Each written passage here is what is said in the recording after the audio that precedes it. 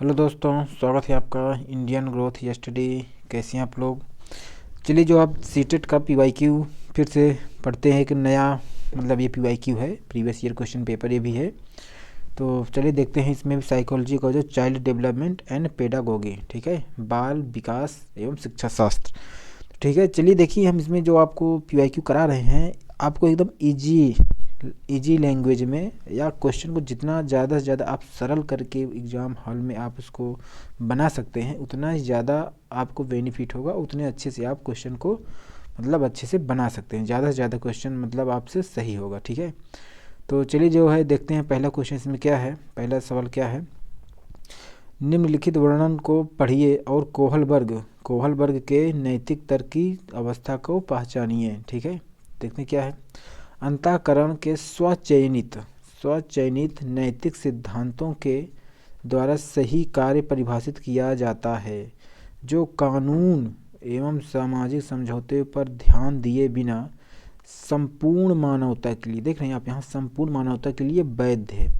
तो संपूर्ण मानवता के लिए वैध है, तो इसी को अब हमको आपको देखना है कौन सा ऑप्शन इसके अकॉर्डिंग सही होगा। ठीक है, जैसा कि पता है कोहलबर्ग ने नैतिक विकास की कितना क्या बताया था, तो इसमें उन्होंने जो है 3 स्तर और इसके जो है 6 सोपान बताए थे, तो इसी को हम आपको बताते हैं। ठीक है, तो देखते हैं जो है क्या था इसमें। इसी एक शब्द से आप चाहें जिसे पकड़ सकते हैं। ठीक है, संपूर्ण मानवता के लिए वैध होता है, और क्या मतलब कानून और सामाजिक समझौते पर ध्यान दिए बिना। ठीक है, इसमें क्या होगा, यंत्रीय उद्देश्य अभिन्यास, इसमें क्या बालक छोटा अवस्था में होता है, ऐसे वो नहीं कर सकता। ठीक है, सामाजिक अनुबंधन में क्या होता है, इसमें बच्चा जो समाज के द्वारा जो अनुबंधन होते हैं, जो नियम कानून होते हैं, वो उसको बहुत अच्छे से उसको वो फॉलो करता है। ठीक है, उसको वो मानता है, तो ये भी नहीं होगा, ये भी नहीं हुआ। सामाजिक क्रम व्यवस्था अभिविन्यास, ये भी नहीं होगा। ठीक है, आप एक शब्द यहाँ पकड़ सकते हैं, संपूर्ण मानवता के लिए वैध होगा, तो इसका मतलब है सार्वभौमिक नैतिक विकास की अवस्था की वो बात कर रहा है, लास्ट वाला। ठीक है, इसका ऑप्शन नंबर 4 आपका यहाँ सही हो जाएगा। ठीक, चलिए देखते हैं इसके अगला क्या कौन सवाल है। 2, ऑप्शन नंबर 2 में क्या है, 2 में क्या है, मूर्त क्रियात्मक अवस्था की बात कर रहा है। वही जीन प्याजे की जो आपको बताए थे, जीन प्याजे की जिन्हें विकास के संज्ञानात्मक विकास का सिद्धांत जो उन्होंने दिया था, 4 अवस्थाएं उन्होंने बताया था। ठीक है, पहले जिसमें बताया था उन्होंने संवेदी गामक अवस्था, फिर उन्होंने बताया था जो है संवेदी गामक अवस्था क्या बताया, फिर क्या कहते हैं मूर्त संक्रियात्मक अवस्था। ठीक, नहीं नहीं, मूर्त से पहले बताते हैं क्या कहते हैं प्री ऑपरेशनल स्टेज या ठीक है, 2 मतलब 3 होता है। देखा, इंग्लिश में थोड़ा भी हिंदी में कन्फ्यूज हो रहा है। तो पहले में क्या है, पहले में आपका है क्या कहते हैं संवेदी गामा। ठीक है, ठीक है, संवेदी गामक है। दूसरे में क्या है, दूसरे में आपका है वो क्या कहते हैं पूर्व संक्रियात्मक अवस्था। ठीक है, प्री ऑपरेशनल पूर्व संक्रियात्मक अवस्था। ठीक, ये हो गया। तीसरे में क्या है, तीसरे में मूल संक्रियात्मक, चौथे में है औपचारिक अवस्था। ठीक है, तो इसमें वही बात कर रहा है इसमें बात कर रहा है मूल संक्रियात्मक अवस्था की बात कर रहा है। तो ये जो हो जाएगा, ये जो है आपका तीसरा वाला ये बात कर रहा है। ठीक है, तो तीसरे वाले की बात कर रहा है, तो इसमें देखते हैं कौन वाला होगा। ठीक है, तो अब देखते हैं इसमें थोड़ा इंग्लिश वर्जन भी आप इसमें देख लीजिए। ठीक है, तो इंग्लिश वर्जन देखेंगे, पहले में क्या है सजीव सजीव सजीवात्मक सजीवात्मक या इसी कहते हैं इनिमिस्टिक। इसका मतलब होता है जब बच्चा निर्जीव वस्तुओं का तुलना जब सजीव से करने लगता है, मतलब सजीवता का भाव, जैसे आज चांद बहुत उदास है या सूरज बहुत खिल रहा है, इस तरह का भाव किसमें होता है, उसमें पहले वाले अवस्था में होता है। ठीक है, तो इस तरह से देखा जाए तो ये भी नहीं होगा। ठीक, और क्या है सुरक्षित रखने की कौशल। ठीक, ये तो बात ठीक है। परिकल्पित में आपको क्या होगा, हाइपोथेसिस लास्ट वाले में होगा, जब औपचारिक अवस्था में आएगा, जब बच्चा जो औपचारिक वाले में आएगा, और 11 वर्ष से अधिक वाला जब होगा तब यहाँ पे आएगा। ठीक है, और ये जो अवस्था है ये 7 से लेकर के 11 वर्ष की अवस्था तक है। ठीक है, ये जो बात कर रहा है मूल संक्रियात्मक में, इस 7 से लेकर के 11 वर्ष की आयु तक की ये बात कर रहा है। ठीक, तो इस तरह देखा जाए तो ये भी नहीं होगा। द्वितीय वर्तुल वाले वो द्वितीय वाला बात कर रहा नहीं, तो इस तरह देखा जाए तो दूसरा वाला भी आपका ऑप्शन यहाँ सही हो जाएगा। सुरक्षित रखने की योग्यता, इसी को कहते हैं संरक्षण वाला, जो संरक्षण का सिद्धांत था, इसी को बात करते हैं। इसमें क्या था, बच्चा एक या एक से अधिक वस्तुओं को मतलब क्या है मात्रा में परिवर्तन किए बिना ही उसको बता सकता है कि वस्तुओं में मतलब तुलनात्मक रूप से वो उसका वो पता कर सकता है। ठीक है, जिसमें आपको हम बताए भी थे अच्छे से। अब देखते हैं अगला क्या है। जीन पियाजे और एवं लेओ वाइगोस्की जैसे जीन पियाजे और लेओ वाइगोस्की जैसे संरचनात्मक अधिगम को किस रूप में देखते हैं। ठीक है, ये किस रूप में देखते हैं, तो देखते हैं क्या है इसमें। कौशलों का अर्जन, तो इस कौशल की बात की नहीं। प्रतिक्रियात्मक अनुबंधन, ये भी नहीं। निष्क्रिय वाला तो बात किए नहीं, जीन पियाजे बच्चे को तो बहुत मतलब सक्रिय मानते थे। इसे देखा जाए तो जो सबसे इम्पोर्टेंट होगा इसे ही बचा 4 सक्रिय विनियोजन के अर्थ के निर्माण। ठीक है, या इसी को आप इंग्लिश वर्जन में देखेंगे, process of meaning making by active engagement. ठीक है, तो इस तरह से आपका ऑप्शन नंबर 4 यहाँ भी आपका सही हो जाएगा। ठीक, सक्रिय वाला। ठीक, चलिए अब आगे देखते हैं। तो आगे क्या, समाचार पत्रों में। ठीक, हाँ, समाचार पत्रों से कहानियों एवं कथनों का चयन करना एवं प्रस्तुत करना जो पुरुष एवं महिलाओं दोनों को गैर परंपरागत भूमिकाओं में चित्रित करते हैं, निम्नलिखित में से किसके लिए एक प्रभावी रणनीति है। ठीक है, फिर से देख लीजिए। समाचार पत्रों से कहानियों कथनों का चयन करना एवं प्रस्तुत करना जो पुरुष एवं महिलाओं दोनों को गैर परंपरागत भूमिकाओं में चित्रित करते हैं, निम्नलिखित में किसके लिए एक प्रभावी रणनीति है। ठीक, तो इसमें ये क्या कह रहा है, जब मतलब जेंडर से बात कर रहा है। ठीक है, जेंडर लैंगिक जेंडर पक्षपात को बढ़ावा देने के लिए, जेंडर स्थिरता को बढ़ावा देने के लिए, रूढ़िबद्ध लैंगिक जेंडर भूमिकाओं को प्रोत्साहन करने के लिए जेंडर। ठीक है, तो इसमें आपको बताया जाए जब भी आपको इस तरह से आपको सवाल मिल जाए तो आपको जो है सबसे पहले आपको इंग्लिश वर्जन में जाइए और आपको स्टेरियोटाइप बताए थे, तो स्टेरियोटाइप जो होगा वही इसमें ऑप्शन सही होगा। ठीक है, यहाँ देखते हैं स्टेरियोटाइप जो मिल रहा है, आप देख रहे हैं ऑप्शन नंबर 3 में है, इनकरेज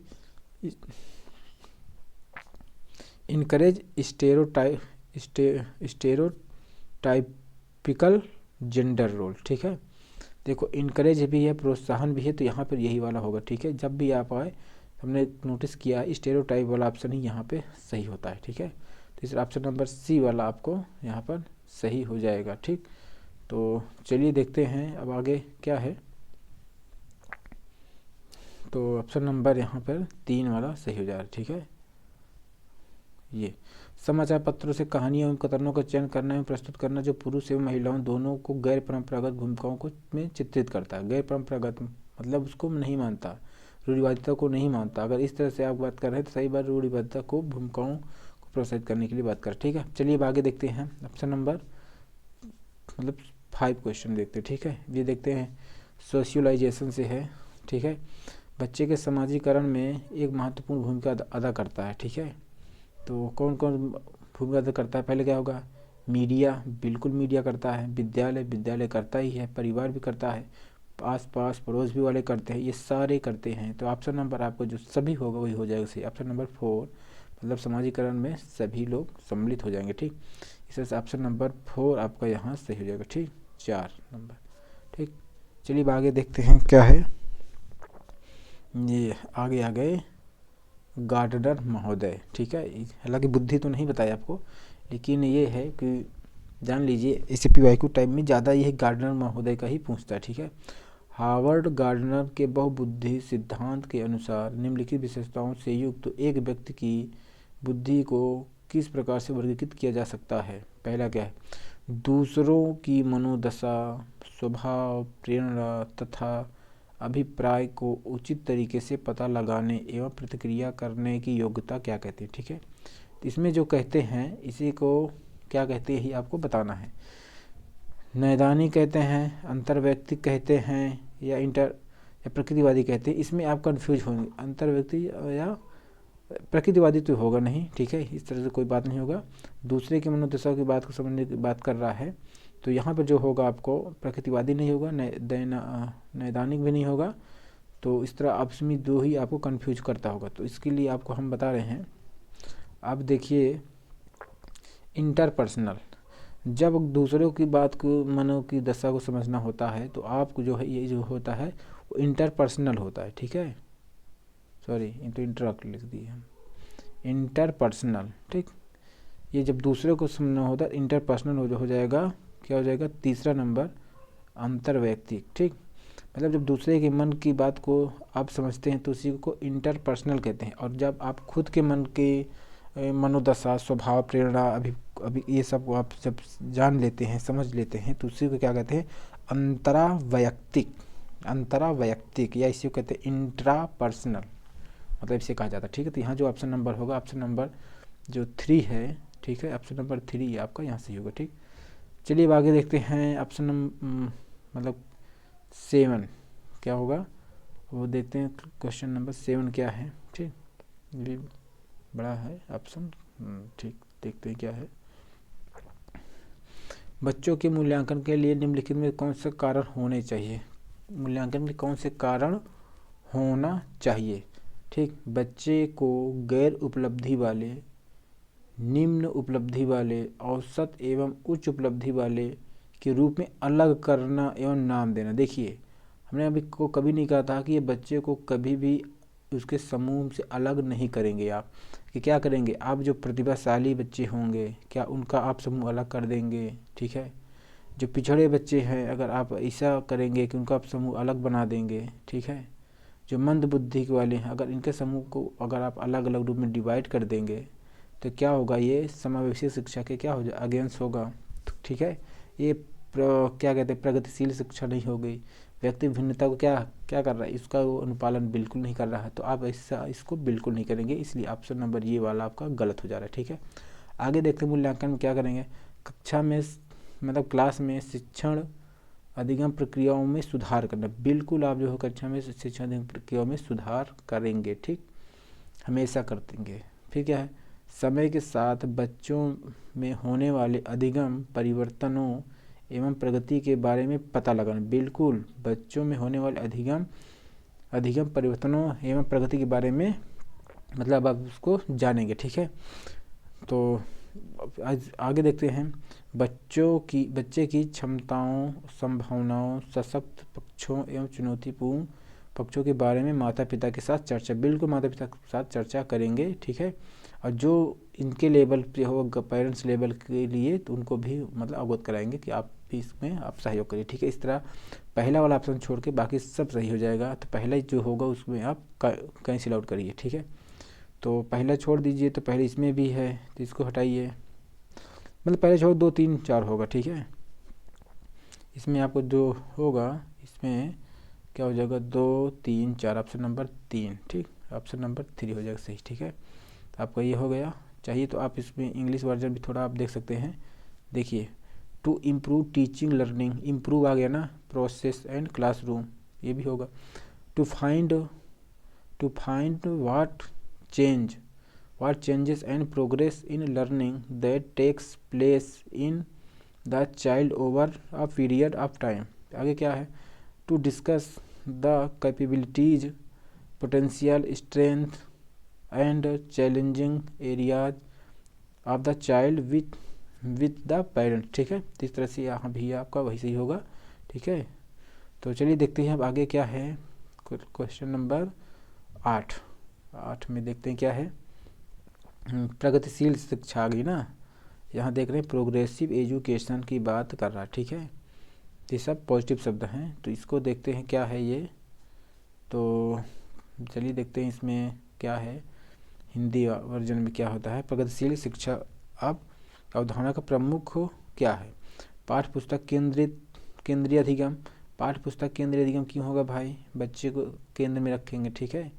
आगे क्या है, प्रत्येक बच्चे की क्षमता एवं संभावना में विश्वास, देख रहे हैं ना, आगे ना बाल केंद्रित अधिगम प्रणाली आगे। ठीक है, तो इस तरह आपका जो होगा, आपका ये वाला एकदम सही जा रहा है। लेकिन आगे पढ़िए, मानक कोई स्टैंडर्ड में आप किसी बच्चे को नहीं ढालेंगे। ठीक है, ये भी आपको बताए थे गलत होगा। बाह्य प्रेरणा बताए थे आपको नेगेटिव होता है, तो इस चीज़ को भी आप नहीं करेंगे। ठीक है, इस तरह बचा ही क्या, आपका 2 ही नंबर आपका सही बचा है। इससे क्या होगा, प्रत्येक बच्चे की क्षमता एवं संभावनाओं में विश्वास करना। ठीक है, ये वाला ऑप्शन आपका सही हो जाएगा।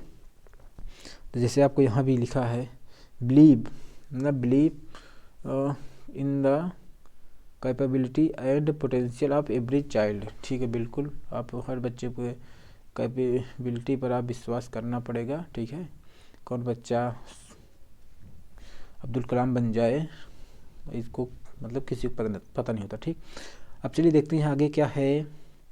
विकास में वैयक्तिक भिन्नता को समझने के लिए क्या महत्वपूर्ण होती है। देख रहे हैं, इंडिविजुअल डिफरेंसेस की बात आ गई। ठीक है, इंडिविजुअल डिफरेंस की बात आ रही है। वंशागत विशेषताओं पर विचार करना जो प्रत्येक व्यक्ति को जीवन में विशेष शुरुआत देती है। देखिए, वंशानुगत तो बात ठीक है, लेकिन अभी ये मतलब थोड़ा संकुचित है। आगे पढ़िए, पर्यावरणीय कारकों पर विचार करना जो लोगों को प्रभावित करता है। चलो भाई ठीक है, ये भी ठीक है। व्यक्ति भिन्नता, आगे क्या है, शरीर एवं दिमाग में के परिपक्वता पर विचार करना। चलिए और आगे बढ़ते हैं।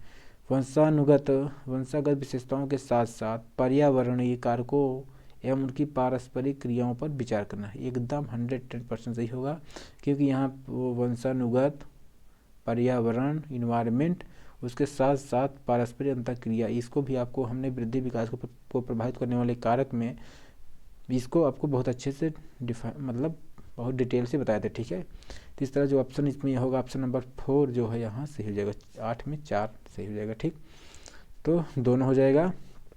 तो इस तरह देखते हैं ये, to consider both inherited characteristic as well as environment factor and their interplay. ठीक, मतलब दोनों को। ठीक, इस तरह ऑप्शन नंबर 4 सही हो जाएगा। चलिए आगे देखते हैं 10 नंबर में क्या है। ठीक, 10 नंबर में देखते हैं कौन सा विकास का सिद्धांत नहीं है। क्या नहीं है, नहीं को मार्क करना, आपको इसी एग्जाम में हाल में मार्क करिएगा। ठीक है, क्या नहीं है विकास सिद्धांत। व्यक्ति अलग अलग गति से विकास करता है। बिल्कुल, व्यक्ति अलग अलग गति से विकास करते हैं। विकास तुलनात्मक रूप से क्रमिक होता है, एकदम सही होता है। पहले शैशवावस्था, बाल्यावस्था, किशोरावस्था। ठीक, विकास समय के साथ साथ धीरे धीरे घटित होता है, ये भी एकदम सही है। तो बच्चा जो वही गलत हो जाएगा। तो जो आपको नहीं वाला, ये सब सही है, तो गलत वाले को आपको सिलेक्ट करना है।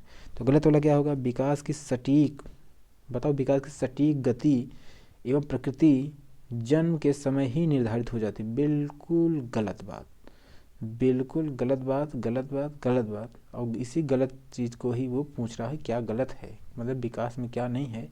तो यही हो जाएगा, विकास की सटीक परिभाषा, सटीक गति एवं प्रकृति जन्म से निर्धारित बिल्कुल नहीं होता थी। ठीक है, अब चलिए आगे बढ़ते हैं। ये आ गया ना, अनेक शोध अध्ययनों से पता चलता है कि शिक्षक लड़कियों की अपेक्षा लड़कों से अधिक पारस्परिक क्रिया करते हैं। इसका सही विवेचन कीजिए। एकदम बात सही है। जब आप स्कूल कॉलेज में पढ़ते होंगे, कोई भी सामान मंगाना हो लड़के जाएं, प्लेग्राउंड वगैरह साफ करना हो लड़के करें, कुछ भी मतलब व्यवस्था करना हो तो लड़कियों को ही कराया जाता। ठीक है, वही पूछ रहा है, इस अगर कहते हैं सही विवेचना क्या होगा।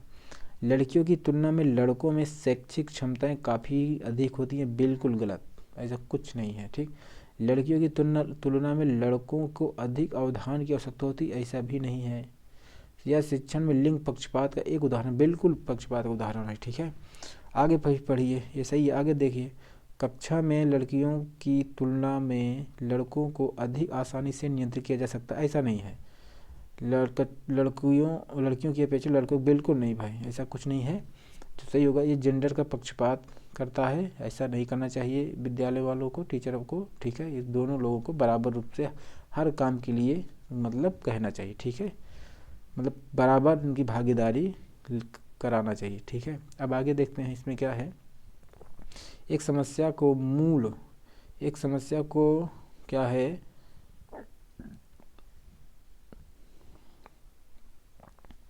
एक समस्या को मूल एवं अपसारी समाधानों के साथ करने की योग्यता निम्नलिखित में से किसकी एक प्राथमिक विशेषता है। ठीक है, कुल मिलाकर के अपसारी संसाधनों की ये बात कर रहा है, मतलब अपसारी समाधानों को तो किस में होगा। अहम केंद्रीय बच्चा मतलब इगोइस्टिक चिल्ड्रेन में ऐसा नहीं होगा। क्षतिग्रस्त बच्चों की ऐसा भी नहीं होगा। और क्या है, अधिगम आसक्तता वाले बच्चे इसमें भी नहीं होगा। तो होगा क्या, क्रिएटिविटी वाले जो बच्चे होंगे इन्हीं को होगा। सृजनात्मकता के ये सब मतलब लक्षण होते हैं क्या, अपसारी चिंतन हो गया, डाइवर्जेंट थिंकिंग या उसी को डाइवर्स ये हो गया। बाकी क्रिटिकल थिंकिंग वगैरह हो गया, चिंतन हो गया, तर्क हो गया। ठीक है, तो ये सब चीज़ क्या होता है, अब सारे बच्चे जो होते हैं उनकी जो है वो लक्षण होते हैं। ठीक है, उसके मूलभूत वो विशेषताएं होती हैं। ठीक, चलिए इसमें सृजनात्मकता हो गया। अब आगे देखते हैं 13 नंबर में क्या है। 13 नंबर में दृश्य रूप से रिलेटेड हो गया है।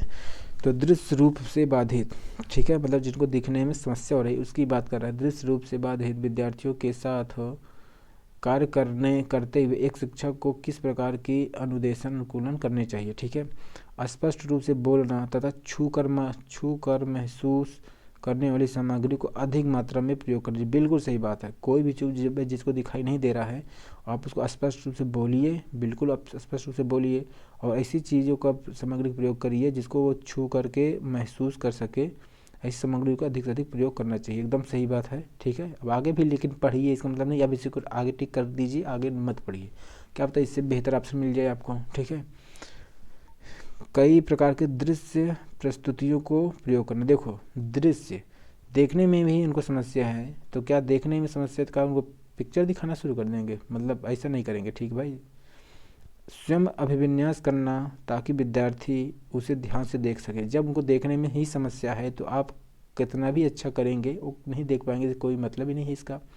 अनेक प्रकार के लिखित कार्यों विशेष रूप से वर्कशीटों पर ध्यान केंद्रित करना।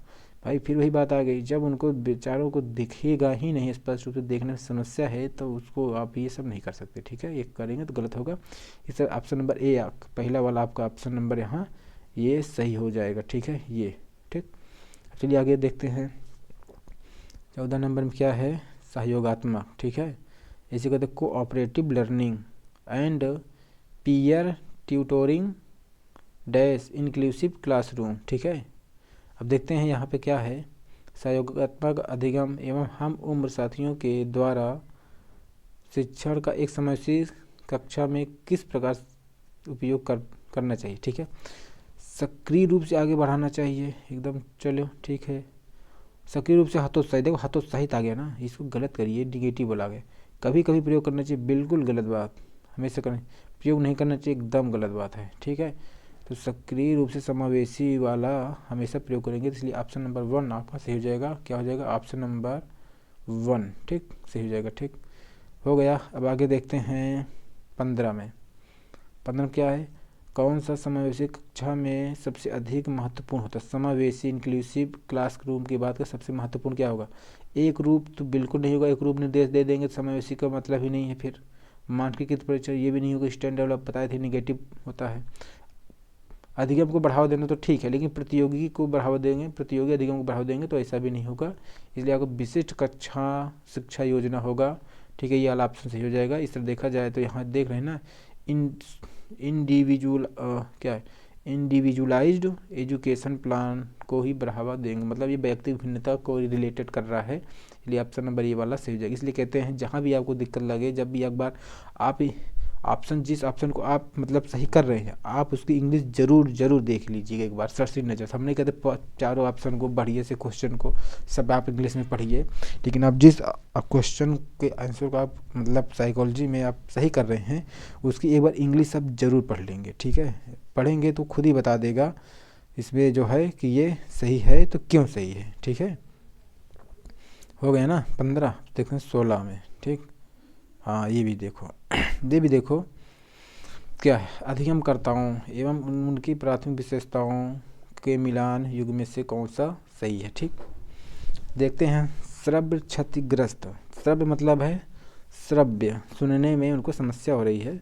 श्रव्य क्षतिग्रस्त अधिगमकर्ता दृश्य सूचनाओं को समझ नहीं सकते। गजब है भाई। जो कोई ये वाला है तो बिल्कुल गलत है, ठीक है। श्रव्य कहाँ, सुनने वाला कहाँ, दिखाई देने वाली बात बिल्कुल मैच नहीं कर रहा है, ये सही वाला पूछ रहा है। पठन अक्षमता अधिगम करता, धारा प्रवाह पढ़ने एवं लिखने में कमी, ठीक है। तो सही भाई, पठन अक्षमता है, पढ़ने में अक्षमता है, तो उसमें क्या, अगर पढ़ने में कमी है तो भाई चलो ठीक है, आगे तो बढ़ी। सृजनात्मकता, सृजनात्मक अधिगम करता, अति सक्रिय, कार्य को पूरा करने में धीमे है। सृजनात्मकता है तो सक्रिय रूप में ये नहीं होगा। आगे देखते हैं, अवधानात्मक या अवधारणात्मक कमी अधिगम करता, उच्च अभिप्रेरणा, लंबे समय तक अवधान बनाए रख सकते हैं। देखिए इसका सबसे बढ़िया है कि समझने के लिए आप एक इंग्लिश आप पढ़िए, इंग्लिश आप पढ़ेंगे तो क्लियर हो जाएगा, ठीक है। हिंदी में भी समझ में नहीं आ रहा, ठीक है। देखते हैं, hearing impairing learners can not combine visual. देखो यहाँ हेयरिंग की बात कर रहा है, सुनने वाली समस्या है, और यहाँ देखने की बात कर रहा है, ये दोनों मिलान नहीं कर रहा था, इस तरह ये गलत हो गया। देखना, dyslexic learners lack reading and writing, एकदम 100% सही होगा। जो डिसलेक्सिया से रिलेटेड होते हैं उनको पढ़ने लिखने में क्या हो, समस्या हो। देखो यहाँ डिसलेक्सिया आ गया, लेकिन यहाँ पठन अक्षमता लिख दिया। देखिए अब हिंदी से आप यहाँ समझ में आ गया, लेकिन आगे भी देखिए, creative learning hypo creative slow and completing. देखो जो क्रिएटिव लर्निंग होंगे वो हाइपोथेटिक रूप से स्लो तो बिल्कुल नहीं होंगे, वो तेज होंगे, ठीक है। ये भी आपको गलत हो गया। अटेंशन डिफिसिट लर्नर, मतलब ध्यान देने में कमी हो गई। High motivation can sustain attention for long period.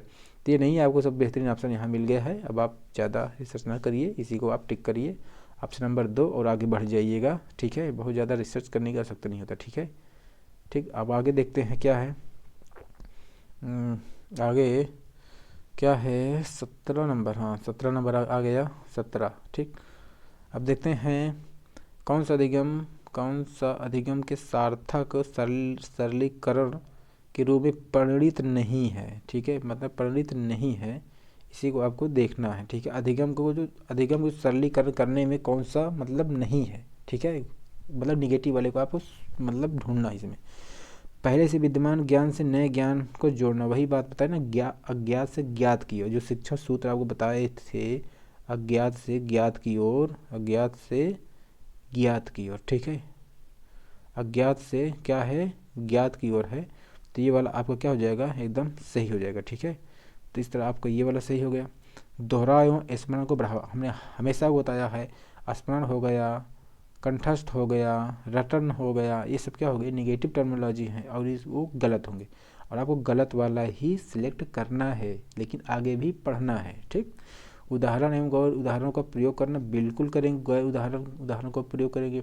एक समस्या पर अनेक तरीकों से विचार करना, इसी को तो अपसारी चिंतन कहेंगे, इसी को क्रिएटिविटी बोलेंगे, ठीक है। डाइवर्जेंट थिंकिंग इसी तो बोलेंगे। एक समस्या का अनेक तरीकों से विचार करने के लिए प्रोत्साहित करना, ये भी एकदम सही है। इस तरह आपको गलत वाला सिलेक्ट करना है, तो गलत वाला क्या हो जाए, ऑप्शन नंबर 2, ठीक है। गलत वाले में क्या होगा, ऑप्शन नंबर 2, यही आपका सही हो जाएगा, ठीक है। आगे बढ़ते हैं, 18 नंबर में क्या है। 18 नंबर में देखते हैं क्या है, थोड़ा लॉन्ग है क्वेश्चन लग रहा है, हाँ। चलिए आगे पढ़ते जाएंगे, इसको फिर करते चलेंगे, ठीक है। इसमें क्या है, संरचनात्मक परिवेश के साथ अनुकूल नहीं हो सकता, संरचनात्मक रूप से नहीं हो सकता है। तो यही जो पूछ रहा है, which of the following which would not be consistent with a constructivist, ठीक है। जो कंट्रैक्ट वाला काम होता है, कंस्ट्रक्शन वाला, वही है कंस्ट्रक्टिविस्ट इन्वायरमेंट की बात कर रहा है। तो इसमें आपको निगेटिव वाला खोजना है, ठीक है। पहले क्या है, संरचनात्मक वाले में विद्यार्थियों को जटिल, सार्थक एवं समस्या आधारित गतिविधियों में लगे रहने के लिए लगातार अवसर देना, बिल्कुल ये ह्यूरिस्टिक मेथड वाली बात कर रहा है, ठीक है, ह्यूरिस्टिक वाला, ठीक। ये हो गया। आगे क्या है, विद्यार्थी सहयोगात्मक तरीके से कार्य करते हैं और तथा आपस में कार्य केंद्रित वार्ता में लगे रहने से के लिए सहयोग दिया जाता है, ठीक है। इसमें भी आपको बताए थे ना प्रोजेक्ट प्रणाली, जो बताए थे ना आपको फ्रॉबेल प्रोजेक्ट विधि, जिसमें कई कार्यों को जो होता है, कई मतलब जो एक कार्य होता है अब बच्चों को विभिन्न समूहों में बांट कर दे दिया जाता है, उस कार्य को करते हैं, तो ये भी आपका 100% सही होगा। ठीक है, अब आगे देखते हैं इसमें क्या है। आगे इसमें क्या है, 2 तो सही हो गया है। अब आगे देखते हैं तीसरे में, शिक्षा प्रमुख कारणों के संबंध में विद्यार्थियों के विचारों एवं अनुभव को प्राप्त करते हैं तथा उनके वर्तमान ज्ञान की पुनर्संरचना या विस्तृत करने के लिए शिक्षा अधिगम की योजना बनाए। बिल्कुल भाई, इसका भी योजना बनाएंगे विद्यार्थियों के विचार अनुभव को प्राप्त करके। ठीक है, अब आगे देखते हैं क्या है आगे।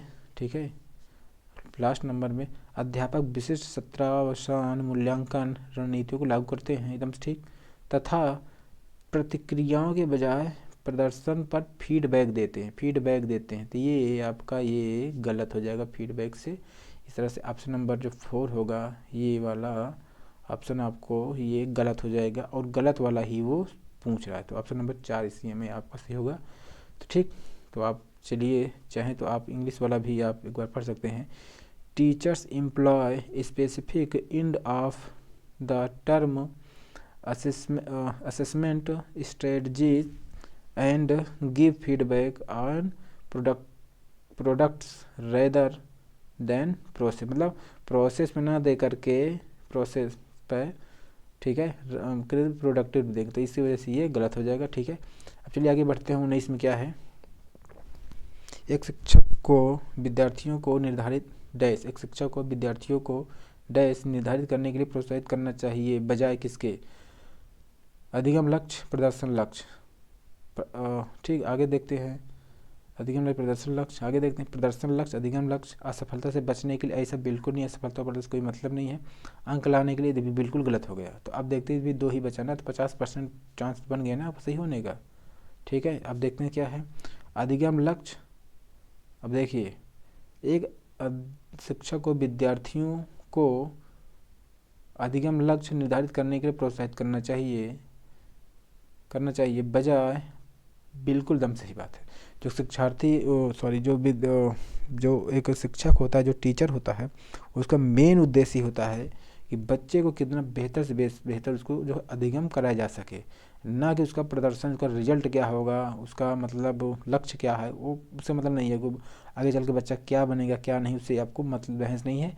आपका जो है जो अधिगम की जो रणनीति है, जो भी आप मेथड अपनाएंगे, ये आपका बेहतर होना चाहिए। ठीक है, इस तरह देखेंगे तो आपका ऑप्शन नंबर ये पहला होगा, सही हो जाएगा।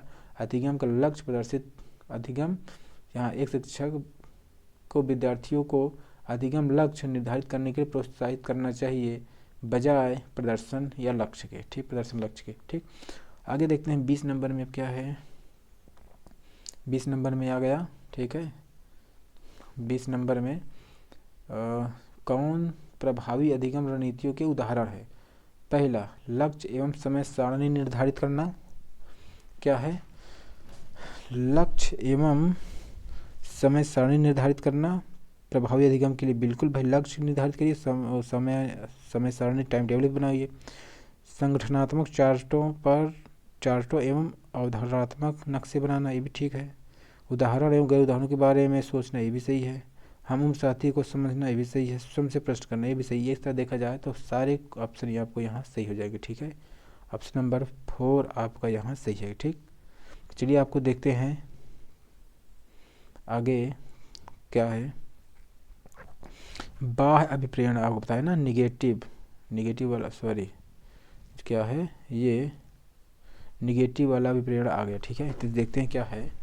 मैं अपना कार्य, निगेटिव अभिप्रेरण क्या होता है, जो दूसरे के प्रभाव से आकर के किया जाए उसी को निगेटिव या बाह्य अभिप्रेरणा कहा जाता है। ठीक है, इसमें क्या है, मैं अपना कार्य करना पसंद करती हूँ क्योंकि यह मुझे बहुत आनंद आता है। बाह्य, जब आप आनंद आ रहा है, आपको इसको करने में मज़ा आ रहा है, तो ये आपका जो है बाह्य अभिप्रेरणा नहीं होगा, फिर ये आपका जो है आंतरिक अभिप्रेरणा हो जाएगा। आपको जो आनंद आ रहा है यही आपका आंतरिक होगा। बाकी ये पार पूछा था, तो इस तरह ये आपको गलत हो जाएगा। ठीक, मैं बहुत अधिक सीखती हूँ जब मैं अपना गृह कार्य करती हूँ। बिल्कुल, मैं बहुत अधिक सीखती हूँ जब मैं अपना मतलब खुद से मोटिवेट हो रही। तीसरा आप ये भी आपका ये सही है, मतलब ये भी आपका मतलब बाह्य प्रेरणा ये भी नहीं है। ठीक है, गृह कार्य करने से मैं अपनी अवधारणाओं को अच्छी तरह से समझ पाती हूँ। तो ये भी जो है क्या होगा, ये भी आंतरिक अभिप्रेरणा है, बाह्य अभिप्रेरणा नहीं है। मैं अपना गृह कार्य पूरा करती हूँ क्योंकि शिक्षक प्रत्येक नियत कार्य के लिए हमें अंक देते हैं। तो देख रहे हैं ना, इसे बाह्य प्रेरणा यही होगा। इसलिए ऑप्शन नंबर 4 यहाँ पर आपका सही होगा। क्या सही होगा? ऑप्शन नंबर 4 4, ठीक है, यहाँ आपका सही हो जाएगा। चलिए अब आगे देखते हैं 22 में क्या, एक प्राथमिक कक्ष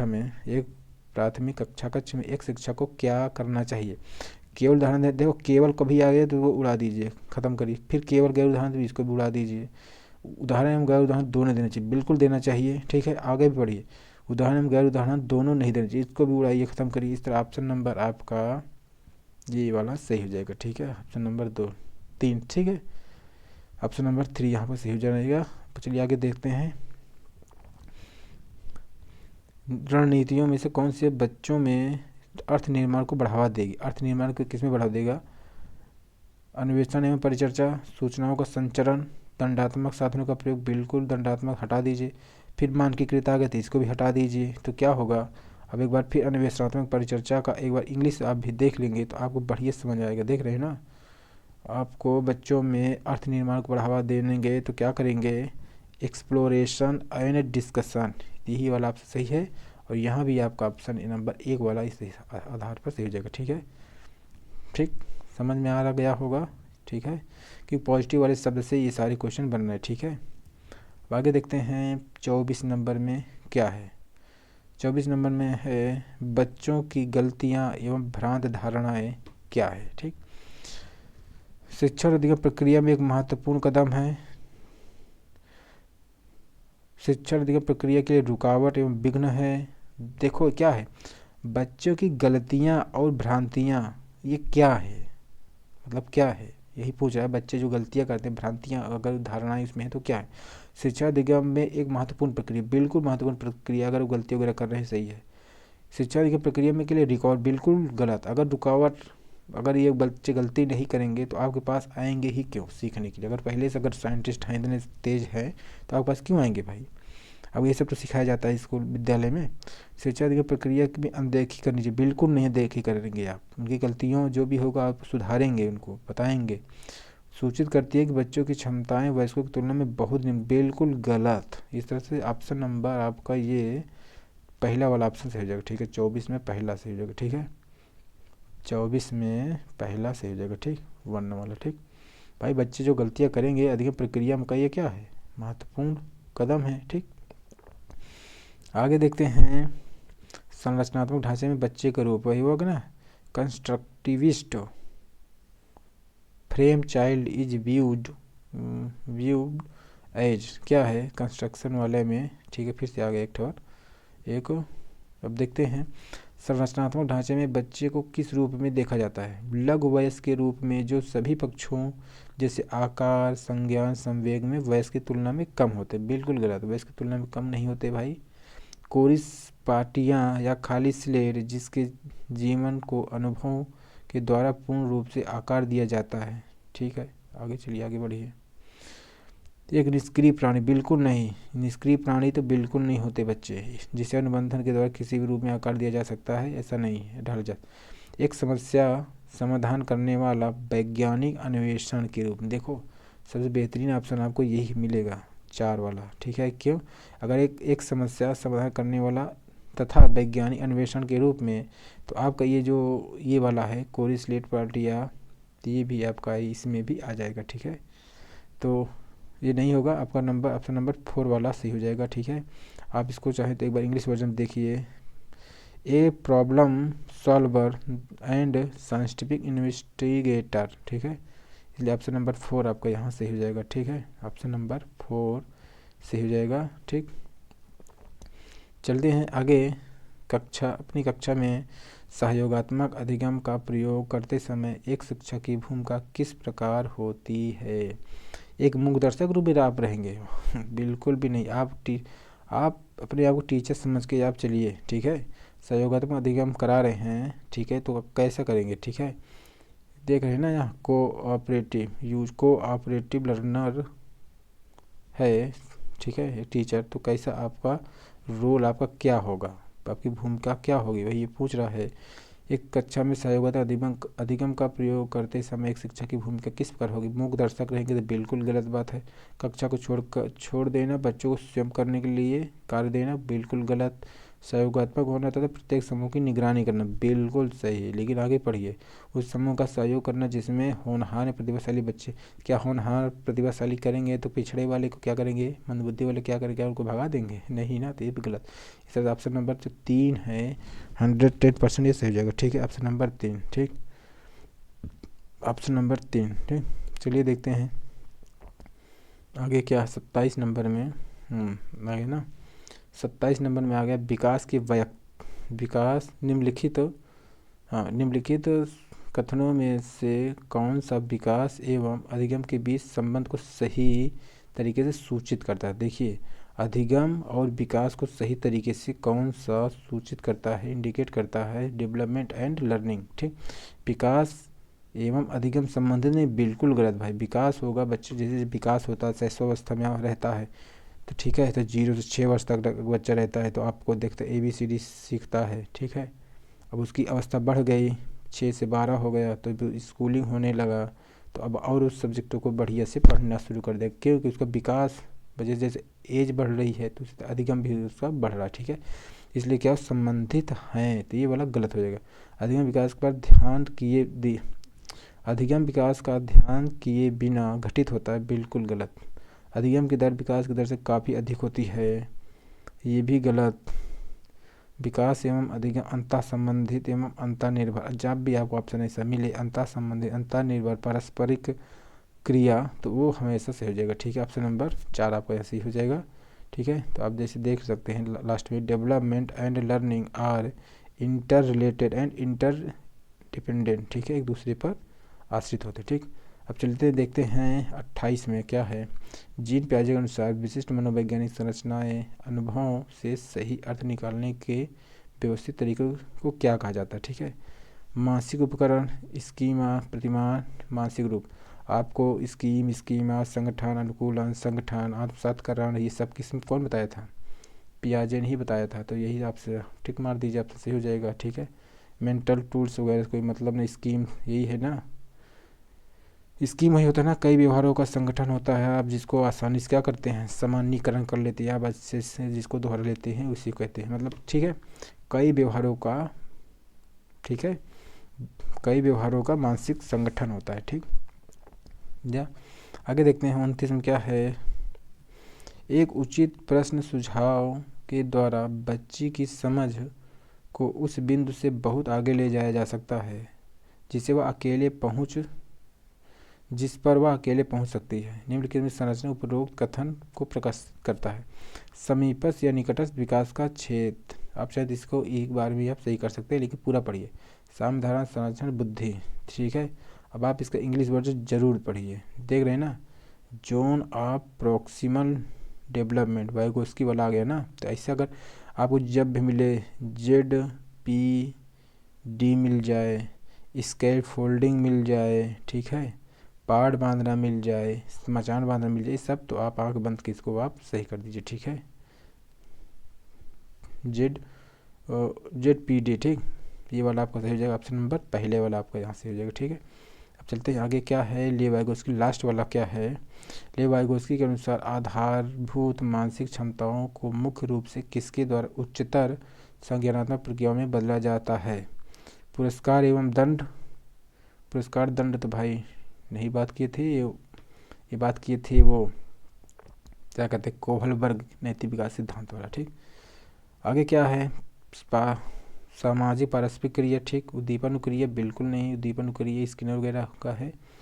पावलोव वगैरह का अनुकूलन एवं संगठन, ये भी अनुकूलन संगठन ये है पियाजे का।